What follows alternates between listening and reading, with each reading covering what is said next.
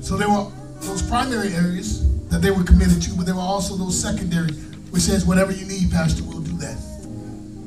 They've all been faithful in doing that. But then there was a third requirement, and it was an academic requirement. In order to be considered for ministry, to be licensed here at Life Changers, they had to meet the academic requirements, which were the minimum of 5 courses here through ITUMI, which is the Urban Ministry Institute. They had to successfully complete. And after they completed that, on Friday, we had a service or a ceremony that was really a catechizing of sorts. I had 7 of my pastoral cohorts, ministry friends that came with me to examine all 4 of these candidates. And I can tell you it was an amazing process. We brought all of our leaders, and we had one candidate that almost got up and ran out of the room. I'm not going to call any names, Dawn, but we had to stop and pray because they were being examined for their doctrinal knowledge and understanding. So, for those of you who wonder whether they're qualified, they're qualified. Amen. You don't just hand out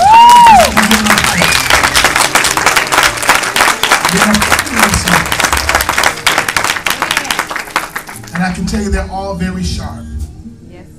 And I can also tell you this, that they all love God with all their heart. Amen. Not saying they're perfect, but they all love God with all their heart. Amen.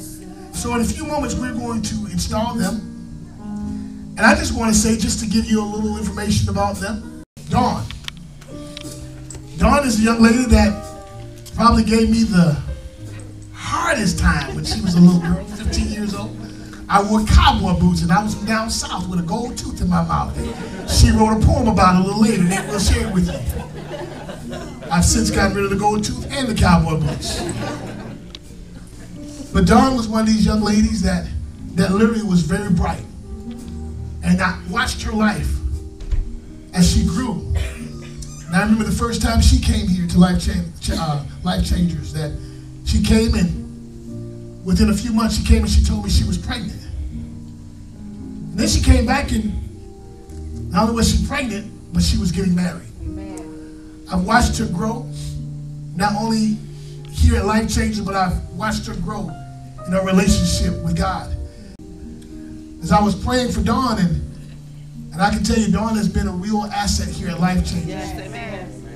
She has actually done whatever I've asked her to do. She has put her whole heart in it. Yeah. And I was praying, I said, Dawn, who's Dawn? In the spirit. God says, you know what? She has the spirit and the heart of a David. Yeah. That means she's perfect. I said, what do you mean by David? Dawn is a worshiping warrior. Although she sings and she ministers with all her heart in the worship teams, she's also a warrior. I think somebody already coined a princess warrior. She's a warrior that is learning how to war in the spirit. All right. How to fight the good fight of faith. But not only was David a worshiper, he was a warrior, but he was one who also gave instruction. When you look at Solomon often refers to what he learned from his father, the worshiping warrior, who also became his instructor.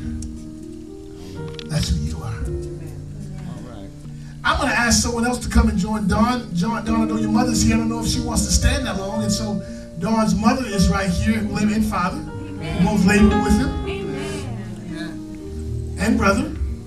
But you know what? I'm going to ask if they would want to stand out. You don't have to, but if you want to come stand with her, you can come and stand with her. Amen. Thank you, Lord.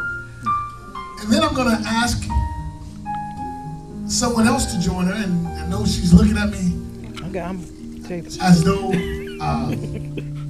please don't call me out, please don't call me out. But I'm going to ask Jenny Knowles if Jenny would come, because Jenny was the one who had this monster when I first met her. Jenny and I worked for Youth for Christ, and Jenny trained me and helped me to actually learn how to love young people. And said I had no desire to work with young people.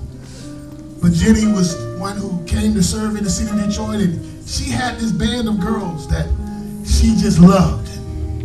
So So she got me to drive the van around the back alleys of Detroit, long way streets. But she laid a marvelous foundation for Dawn and for Twala. And so I want her to join in this. And then Catherine, I see your brother is here. Come on up here. Aunt and Uncle? Where Aunt and Uncle at? Amen. Aunt and Uncle, would y'all come and join?